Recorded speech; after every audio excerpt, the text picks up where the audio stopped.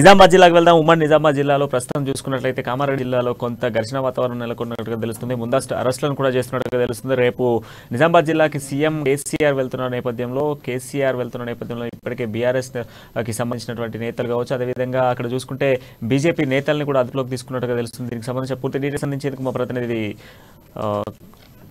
శ్రీనివాస్ అందుబాటులో ఉన్నారు. శ్రీనివాస్. ప్రణయ్, మొత్తానికి చూసుకున్నట్టయితే రేపు సీఎం కేసీఆర్ పర్యటన అయితే కొనసాగుతుంది.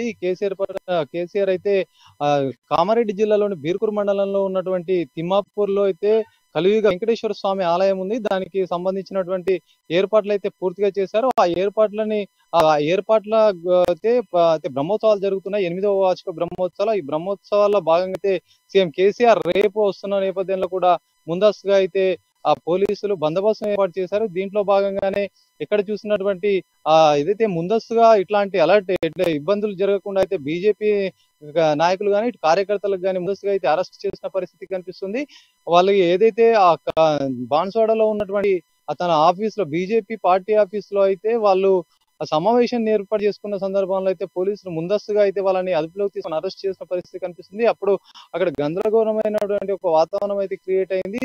ఏదైతే బాన్స్వాడ నియోజకవర్గంలోని ఎక్కడికక్కడ కూడా ఇక్కడ మండల్ కానీ ఇక్కడ బీర్పూర్ కానివ్వండి, ఇక్కడ నసూర్లాబాద్ సంబంధించిన మండలాలలో అయితే ఆ బీజేపీ నాయకులను అరెస్ట్ చేసి సంబంధించిన పోలీస్ స్టేషన్లకు తరలించిన పరిస్థితి కనిపిస్తా ఉంది.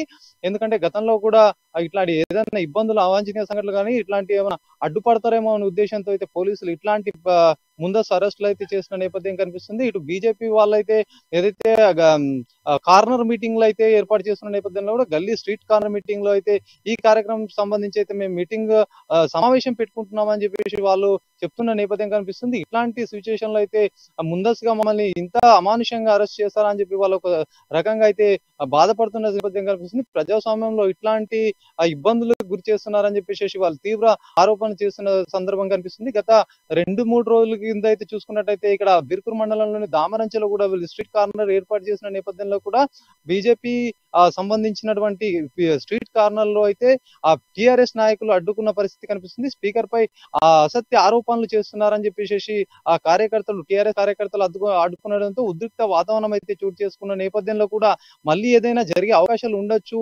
మళ్ళీ ఇలాంటి అవాంఛనీయ సంఘటనలు అయితే జరగకూడదని చెప్పేసి పోలీసులు ముందస్తుగా అయితే ఇలాంటి అరెస్టులు చేస్తున్న పరిస్థితి కనిపిస్తుంది. Pranay. Right. Thank you Srinivas.